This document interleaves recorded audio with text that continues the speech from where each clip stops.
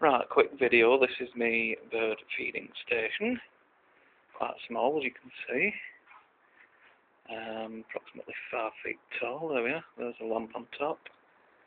Feeder with sunflower hearts. And one with Niger seed. That's a bird bath at the back, but I've put a bit of food in that.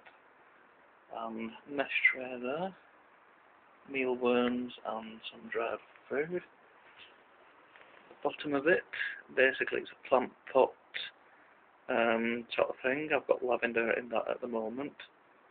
Also on that log just at the side. That's my previous bird bath. Basically it's a ceramic dish. Got a good grip on that so birds won't slip. Big stone for them to perch on. What else have I got here on the washing line? Feeder there with peanuts in. And this charming little feeder has suet pellets in it. So there we go. Back away from that. Yep.